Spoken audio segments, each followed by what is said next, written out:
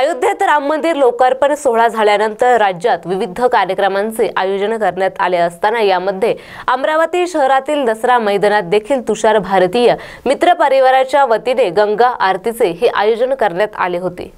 अनेक लोकांना बनारसला जाऊन गंगा आरती ही पाहता आली नाही, त्यामुळे अमरावतीकरांना गंगा आरतीचे दर्शन व्हावं व श्रीरामाच्या मूर्तीचे गर्भगृहात प्रतिष्ठान होत असताना या गंगा आरतीचे आयोजन करण्यात आले होते। यावेळी आमदार प्रवीण पोटे, आमदार श्रीकांत भारतीय, त्याचप्रमाणे माजी महापौर चेतन गावंडे, तुषार भारतीय यांच्यासह हजारो नागरिकांनी यावेळी गंगा आरती करण्यासाठी उपस्थिती दर्शवली होती। ही गंगा आरती करण्यासाठी बनारसवरून विशेष महंतांना आमंत्रित करून त्यांच्या हस्ते ही आरती करण्यात आली। आज अतिशय आनंद आहे तमाम हिंदूंसाठी, तमाम कारसेवकांसाठी की आज इतक्या वर्षाचा संघर्ष त्याला यश मिळालं आणि प्रभू रामचंद्राची, रामललाची मूर्ती आज जन्मस्थानावर पुन्हा विराजमान झाली आहे। याचा आम्हाला अतिशय आनंद आहे।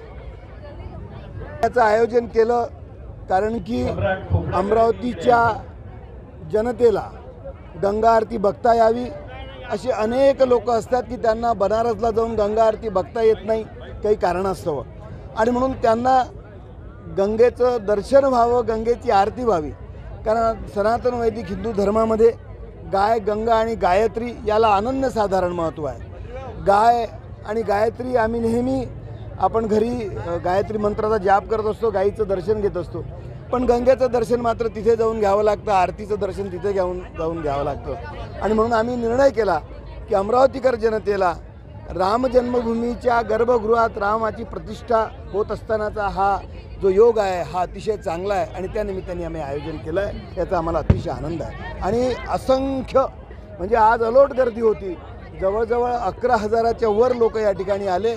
त्यांनी रामाची सामूहिक आरती केली, गंगेची पण केली। मी अमरावतीकर जनतेला खऱ्या अर्थाने धन्यवाद देतो की त्यांनी गंगा आरतीचं दर्शन घेतलं।